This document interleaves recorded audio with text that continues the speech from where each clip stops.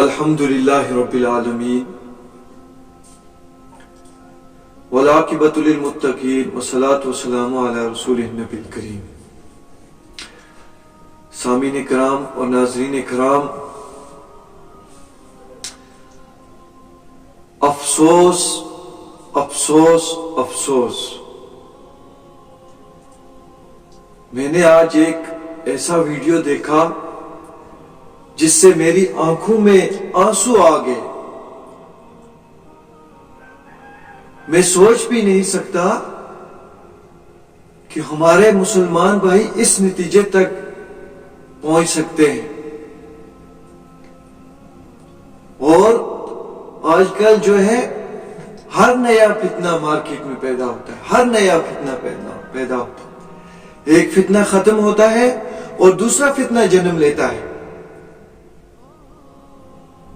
آج میں نے دیکھا اولیاء کرام، حضرت شیخ عبد القادر جیلانی رحمۃ اللہ تعالی علیہ، اتنے بڑے بزرگ، اور ان کی مورتی بنائی گئی ہے، مورتی تیار کی گئی ہے، بت بنایا اور اس کی پوجا کر رہے ہیں مسلمان لوگ۔ لعنت ہے ایسی جماعت پر، اتنا بڑا شرک۔ حضرت عبد القادر جیلانی رحمۃ اللہ علیہ توحید پرست تھے، توحید پر تھے، کبھی ان کی زبان سے کوئی شرکی الفاظ نہیں نکلے۔ اتنے بڑے اولیاء اللہ ہندوستان میں انہوں نے دین پھیلایا اور کروڑوں لوگ ان کے ہاتھوں پر لبیک کہہ دیا۔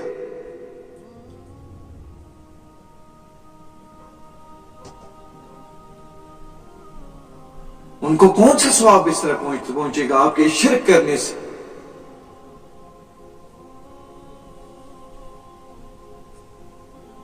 حضرت مولانا ثاقب رضا فرماتے ہیں، بالاتفاق قبور سجود یعنی قبروں کو سجدہ کرنا اور عبادت گاہ بنانا قبروں کو بالاتفاق حرام ہے۔ آپ موبائل اٹھا لے، ان کا سرچ کر لے، دیکھ لے۔ آپ موبائل اٹھائے، دیکھیے کہ میں کیا بتا رہا ہوں، کیا یہ بات صحیح ہے یا غلط ہے۔ مسلمان بھائی آج کس حد تک پہنچ گئے، کون سا نیا فتنہ انہوں نے پیدا کیا۔ توبہ کریں، استغفار پڑھیں۔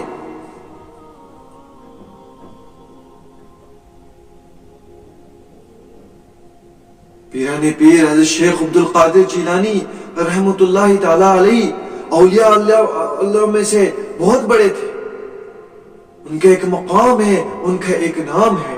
ایک مثال میں پیش کرتا ہوں، ہزاروں مثالیں ہیں، ہزاروں کرامات ہیں ان کی۔ ایک ہی مثال آپ کے سامنے پیش کرتا ہوں، اور وہ یہ ہے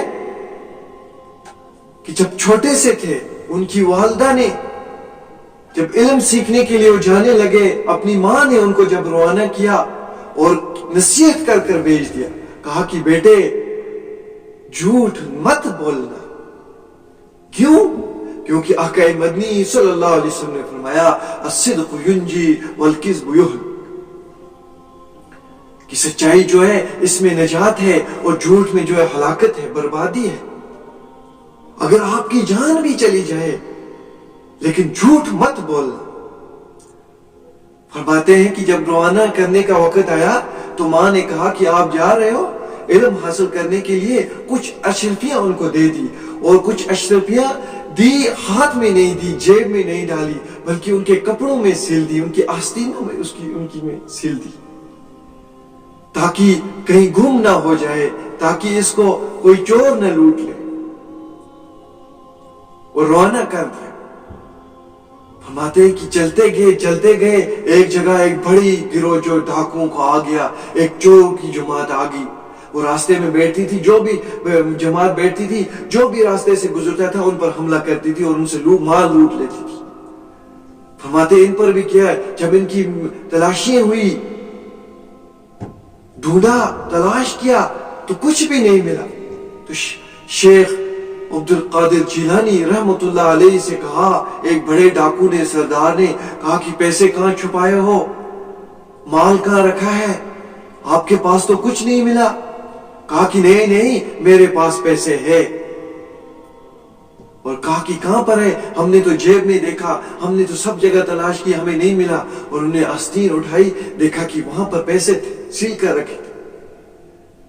ان کی ماں کہا کہ ہم نے تو آپ کے پاس ڈھونڈا اور آپ کے پاس کچھ نہیں ملا, تو آپ تو ہمیں نہ بھی بتاتے تو ہمیں کہاں آپ کے پاس پیسے مل جاتے, آپ نے کیوں سچ کہہ دیا؟ تو انہوں نے کہا کہ جب میں روانہ ہوا تھا گھر سے تو ماں نے نصیحت کی تھی کہ بیٹے اگر جان بھی چلی جائے تو جھوٹ مت بولنا. اسی وجہ سے میں نے سچ کہا کہ میرے پاس پیسے ہیں.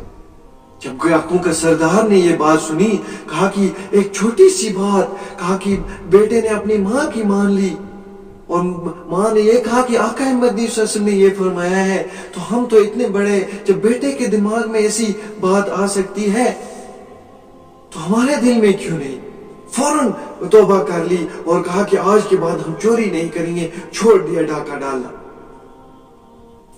یہ تھے ان کی مثال, اتنی بڑی ہستی کی مثال. توحید پرست تھے, اور ہم اٹھ کے ان کی مورتی بنا کر ان پر دودھ ڈال رہے ہیں, پتہ نہیں کیا کیا کر رہے ہیں. یہ کہاں پر جائز ہو سکتا ہے؟ ان الشرک لظلم عظیم, شرک جو ہے سب سے بڑا جرم عظیم ہے.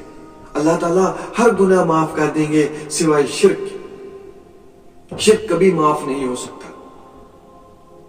تو میرے جن بھائیوں تک یہ بات پہنچی ہے, اور جو حضرات یہ کر رہے ہیں وہ اس باتوں سے توبہ کر لے, اس بات سے بچ جائے, اس بات کو ان تک پہنچا دے تاکہ لوگ اس فتنے میں مبتلا نہ ہو اور ان سے بچ جائیں.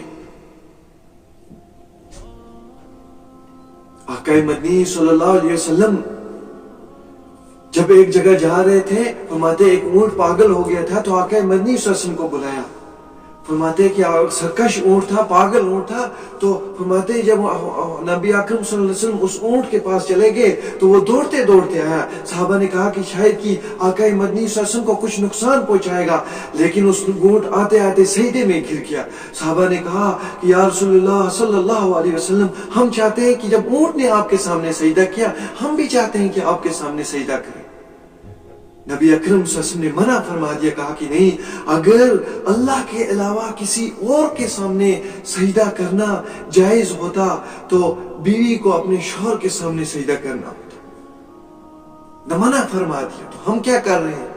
زیارت قبور جو ہے جائز ہے, قبروں پر جاؤ زیارت کرو, آستانوں میں جاؤ زیارت کرو, لیکن الٹی سیدھی باتیں مت کرو, عبادت گاہیں مت بناؤ. مجھے یقین ہے کہ آپ حضرات کو یہ بات سمجھ آ رہی ہوگی, اور اس کو آگے تک پہنچا دے تاکہ کچھ لوگ اس فتنے سے بچ جائیں اور اس گناہ کبیرہ سے بچ جائیں. اللہ تبارک تعالیٰ عمل کرنے کی توفیق عطا فرمائے اور اس جرم عظیم سے ہمیں بچائے. وآخر دعانا ان الحمدللہ رب العالمین.